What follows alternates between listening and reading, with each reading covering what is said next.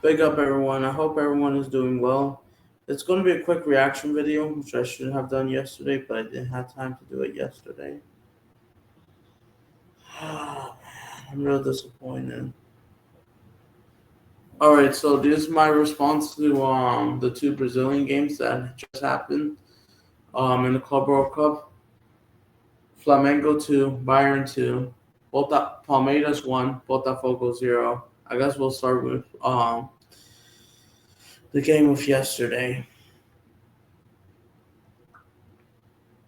Unfortunately, Flamengo, they've crashed out of the Club World Cup. They lost 4-2 to Bayern Munich, and unfortunately, fair play to Bayern Munich. They played really well, and you know what? And you know what? I will say this. Hold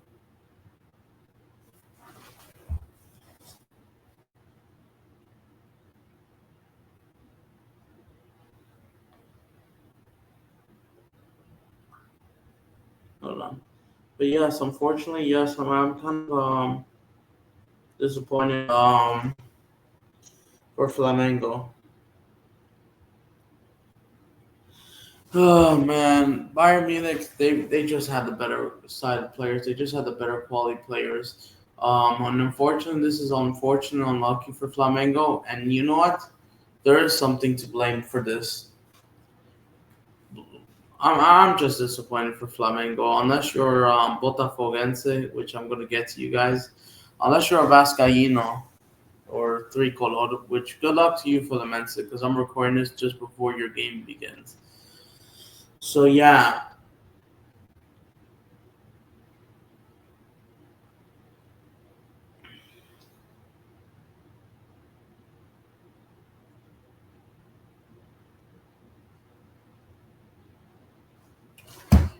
so yeah, and I just obviously Flamengo, they just had almost everyone starting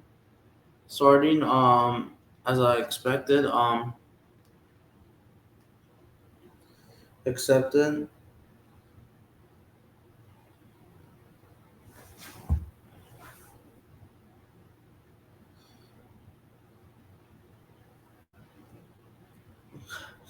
Um, that's what I expected the lineup to be with everyone except I would say except Plata starting over Pedro.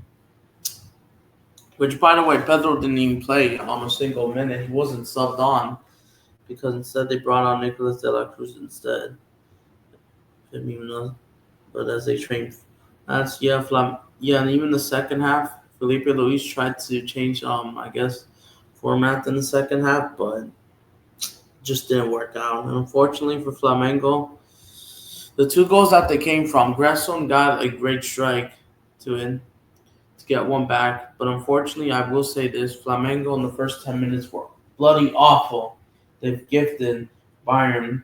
The first goal from Bayern Munich wasn't even from open play; it was an own goal from Eric Puga into Leo or an own goal. Kimmich thought he got a touch to it, but he didn't because of the pressure, and they didn't mark themselves, and it went in, and that was a bad look already. And then 3 minutes later, Harry Kane he threw out the ball, was rolling the ball, and he was outside the box, and no one that defensive didn't want to mark him, and it went in. It went in. It was jammy because Rossi tried to get a touch to it, which he did, but it went in, deflected in slightly, and it was on target, not man mark. And then we thought once we thought Gressel got a goal back, there was hope in life. And then Goretzka scores, and now they want to show up. And you know what? And that defense made too many mistakes in the first half. Unfortunately, they were not as motivated. They were not as humbled or compact as they did against Chelsea or those other games. For frick's sakes! And you know what? And now, yes, I know banter is banter. I just root for the.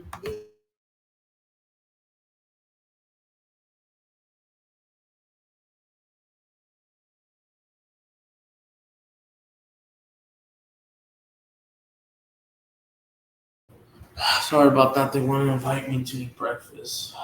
I'm just disappointed, honestly. Yeah, and then it was 3-1 at halftime. And then in the first 8 minutes, obviously me and Michael were in there in the stream talking about transfers that were going on while the game was happening. And then penalty was given for Flamengo. A clear handball for Marque Elise. That one was definitely handball. And yes, that was a penalty for Flamengo for main goal. And then Jorginho took it. He took it well in the back of the freaking net. But yeah, he took it pretty well. And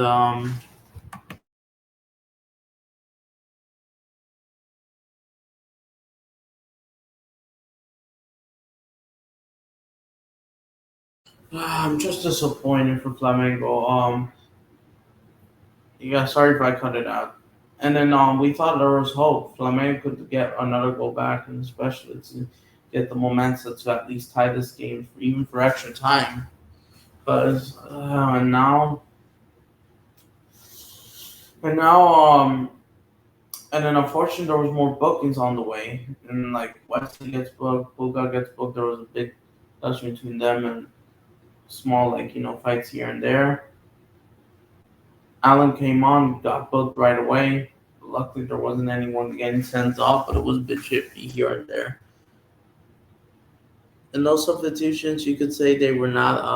I don't know if Felipe Luis got it right or wrong, and they're gonna say, "Oh, this is improving." I mean, it is, but it's just it could have been done a little bit better. No, it's not. It's not improving as much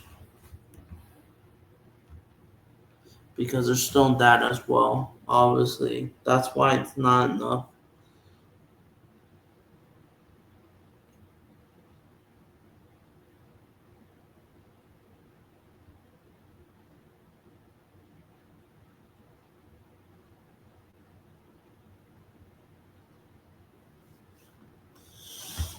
Embarrassment.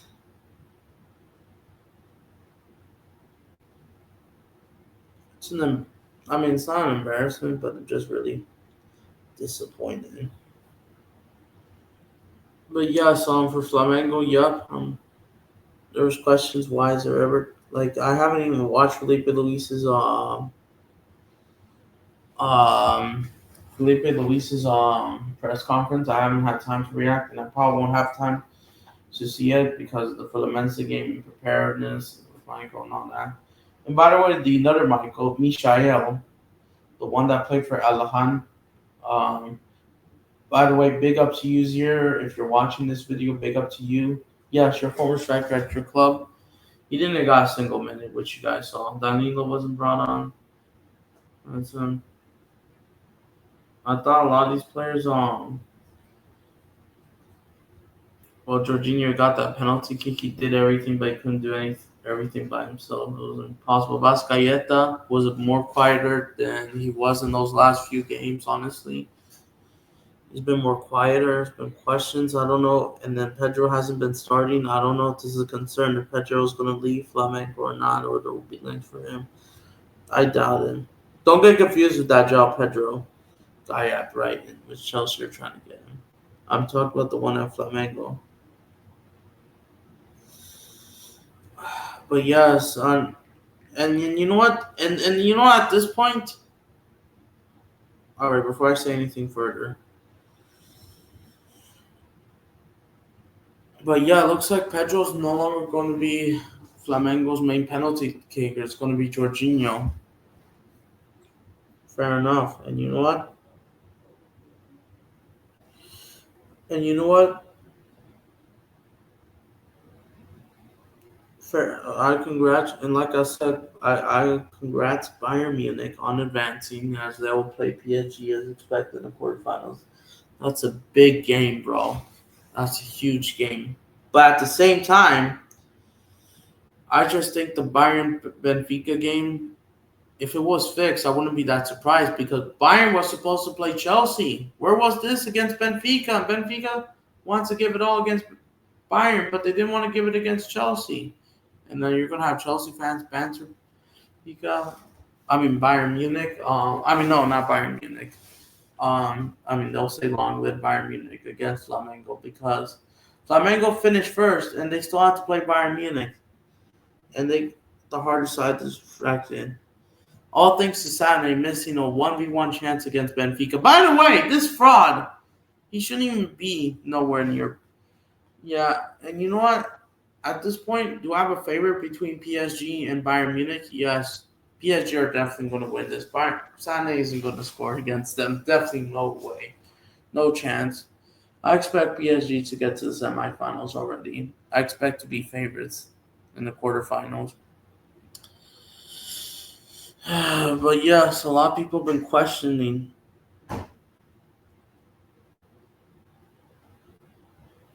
I knew that Flamengo was going to reach the round of 16, definitely. But there was hope. There was even hopes that Flamengo might even reach the quarterfinals and they'll play PSG because Flamengo, they as expected, as they finished first, as they beat Chelsea 3-1, as they expected to finish first. As long as Bayern didn't lose to freaking Benfica and didn't do the ridiculous, then Flamengo would have played Benfica or Boca Juniors. But thanks to these scrubs wanting to be very inconsistent in Boca Juniors, you guys are the disgrace of South America and not just Argentina, but Boca Juniors are a bunch of frauds. They are the biggest frauds probably on this planet, I would say. Going 2-0 up against this shitty Benfica just to, let them come back, which was a fair result for the Bayern group, for Bayern. And Bayern didn't look that impressive against Boca. And that was held in the same stadium, and yet they beat them 2-1. And then Boca Juniors, how the freak did you draw 1-1 against Auckland City? They didn't even score from open play in that match. It was an own goal that came off the header. And they conceded a corner. They did absolutely nothing that second half. It's all thanks to Boca Juniors, Benfica, and Luna Sane for being inconsistent. It's a joke. I wouldn't be surprised these matches will be fixed. I'm not surprised. It wasn't sustainable. And there's no. But yes, it looks like I have no idea what's going to happen to Pedro. If Felipe Luis doesn't like Pedro, who do you know prefers to stay in Flamengo? I wouldn't be that surprised if those conversation happens. I wouldn't be surprised if Pedro falls out Felipe Luis and leaves Flamengo. Because he is their most important player, and he was, because at least he was starting under Titi before, September, October. He's gone. Overnight, they lost Puga. And yes, and unfortunately, by the way, another thing, this is Gresham's official last game. Gresham will no longer be playing for the Rojinegros. It's over for him. He's going to that Zagin something club in Russia. It's over. I wish him the best. I hope he could succeed, even though they can't play Champions League football because, UEFA, NATO, and all that politics BS. Felipe has already made it crystal clear he doesn't know how to play Vascaeta and Pedro. And unfortunately, I don't know if this will affect them in the Brazilian league. And yes, it was not. It's just been really difficult. For Bayern, this Flamengo had the chance to reach the quarterfinals, and it wasn't their fault. Thanks to Benfica, Bayern Munich, and Boca Juniors being inconsistent. Well, Bayern not taking Benfica seriously and Sané missing that 1v1, which, by the way, that fraud, I'm not surprised he missed that 1v1 chance against Flamengo.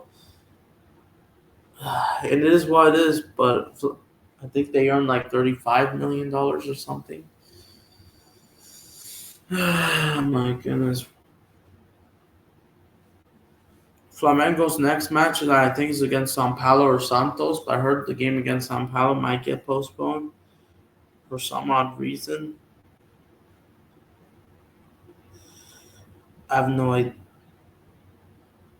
But yes, that's their next game. We will be back for that watch along back in July once the tournament ends. Obviously, but they will be playing Santos and then Fluminense in the derby on July 20th, which we will be there for those games. Absolutely. Moving on. At least this was a win-win for the Brazilians, unless you're the fan of it. Palmeiras won. This is a win-loss, but more win-win because at least two Brazilian teams decided to go against each other, and one of them will sacrifice to the quarterfinals. Palmeiras won, Botafogo 0. Unfortunately, this was what I expected. This game was going to be very physical, tight, and it was going to go down to the wire, and it was going to end 0-0 and go to extra time. Palmeiras won. Paulinho got the goal at the 100 minutes from open play. It was unmarked. They managed to hold on for 20 minutes despite Gomez getting sent off in these last 5-10 minutes, and Botafogo were getting closer, but they couldn't take those opportunities. Palmeiras had 5 shots on target. They were the better side.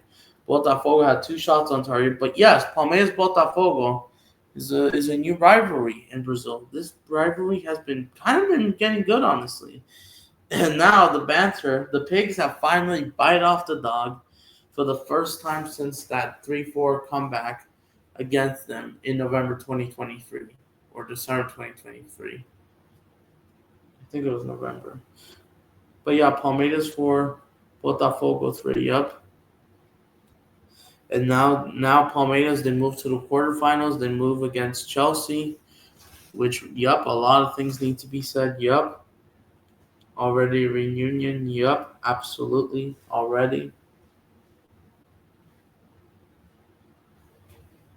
And yes, who's excited to see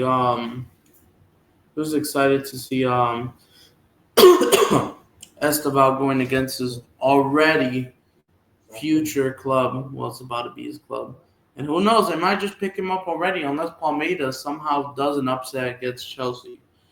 It's a big game. It's a must-win game. This is absolutely huge. This is huge for sure. Absolutely. This is a huge game, bro. Absolutely. And these two teams, Palmeiras and Botafogo, don't like each other. And this rivalry has been doing pretty good. Palmeiras and Botafogo, they just drew in the Brazilian League 0-0. They did met in the last year. They competed the league title. Botafogo got revenge. They got the number winning the Copa Libertadores, beating them around 16-4-3 on aggregate, winning at home 2-1 and drawing 2-2. And this rivalry has been building up.